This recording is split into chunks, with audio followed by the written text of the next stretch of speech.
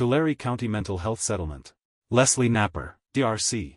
The Tulare County Settlement Agreement is a landmark step forward, um, ensuring that people living with mental health disabilities, who may be living with substance use disorders, who may be living and have these co-occurring disabilities within Tulare County, receive services in the community rather than being institutionalized or incarcerated.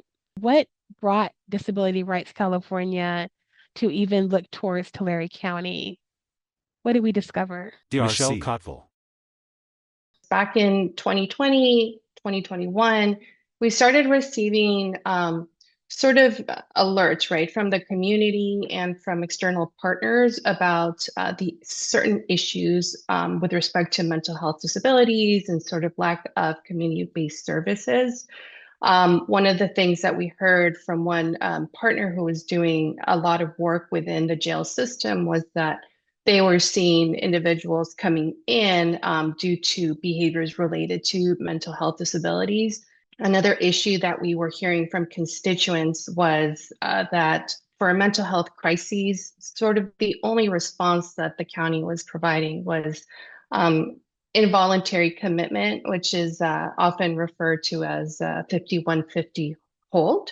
There was sort of a lack of any other alternative, community-based crisis services, de-escalation, that sort of thing. And we were also seeing some news reports where people with mental health disabilities, were experiencing tragic outcomes. And we launched our investigation, I believe, about 2021. And so as part of that investigation, we were reviewing and analyzing hundreds of public records and data. We were using DRC's access authority to meet with government agencies and service providers who were part of these systems. We were engaging with outreach, an extensive outreach and engagement efforts, and meeting with constituents who are impacted directly by these systems. So as we were engaging in this investigation, we found that a lot of the reports, the initial reports that we had received, were really backed up by the information that we were learning through the investigation. In 2020, 2021, the data was showing that Tulare County's arrest and jail rates were double the state's, and this disproportionate rate was even higher for the Black population within the county. We were seeing that over half of adults who were incarcerated and nearly 80% of incarcerated youth were on the county's mental health caseload, which was far exceeded the statewide average. In terms of crisis services, we were seeing that it was being overwhelmingly delivered in institutions. And for example, in 2020, close to 90% of crisis intervention services were delivered in an emergency department, hospital, or jail. We engaged in this investigation for about a year and a half or so and pulled all of our findings and our work with the experts and what we were learning directly from community, and drafted a demand letter, essentially bringing together our findings and also our recommendations to improve the issues that we were seeing, and sent it over to Tulare County. We've been really fortunate that Tulare County, when they received this letter and we started engaging with them, they were very responsive and very receptive to our findings and open to working collectively towards resolution of these issues. And so we entered into what's called a structured negotiation process, which is sort of a process to discuss and formalize the solutions that we could agree on. The settlement agreement that was finalized earlier this year, and it's setting forth specific obligations, responsibilities to be undertaken to resolve the issues. This gave us a lot of flexibility to take into account everything we were learning from the community, taking the knowledge that was within Tulare County to craft something that was directly responsive. The relationship that you were able to establish with the County of Tulare, and really through the connection that was made with the community there in Tulare, right?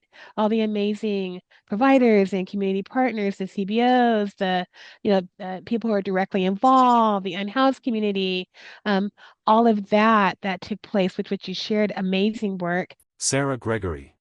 If you look at the settlement agreement, like the first third of it is all about mental health crisis and really ensuring that the county builds out a crisis system that is accessible to people in a multiple different ways.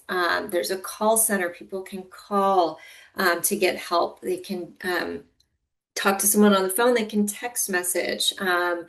If that's what's needed. We've also built out the mobile crisis teams that can actually go to folks in the community and meet with people, help de-escalate crisis, help connect to services. So the terms that we fleshed out and that the county agreed to kind of shifts that to a community-based provider, which the county is already contracted with, and they're starting to roll out a different kind of service. DRC. Oscar Lopez. The county is required to host 2 meetings annually for the next 2 years to gather input from the community about what barriers they're seeing to access these programs, but also what barriers they're seeing if and when they are connected to these programs, what additional changes need to be made. On paper, these programs look great, but often something falls through the cracks in implementation. So we wanted to create a process to make sure that the community could provide feedback on implementation as well. All of these services are also supposed to be culturally responsive, gender affirming, age appropriate, right? And again, this applies to both adults and young people. Where are we now? So we have the settlement agreement, Tulare County agreed. So where are we? Now that we have a final signed settlement agreement, we turn to implementing that agreement, and specifically the county starts implementing that agreement. This is the fun part where the county starts doing what it agreed to do. It's already started implementing a number of the terms. Like I said, they already have the contract with the new mobile crisis teams. So this kind of implementation phase will last about 3 years. It's important to note that Disability Rights California stays involved during this part of it, but the parties have actually agreed that a third party behavioral health expert will be responsible for monitoring the county's progress on implementing the terms and reporting on compliance with the settlement agreement. We wanted to build in terms that had lasting effects. And I think the data is one of those pieces where the community, even 10 years from now, should have access to more data about what's happening, who's getting the services, where the gaps are. We've been really focusing on setting the terrain for successful implementation. And these are big systems, lots of deep changes happening through our overarching goals in this project, making sure that community-based services are available, eliminating law enforcement. Those are sort of the metrics, right? To you in the community, like this is your settlement, like you should feel good about this result, and it's part of a collective effort. Well, it's been wonderful, getting to know community and just how generous they've been with their knowledge and their time in getting us up to speed and sort of guiding us through this process. I mean, I love it all. I'm like enraptured, right? Just thinking about the thoughtfulness in the advocacy to support the mental health community in Tulare County. Thank you, Disability Rights California Mental Health Practice Group. An illustration of colorful flowers at bottom of screen as the text, 2025 Annual Report, appears above them.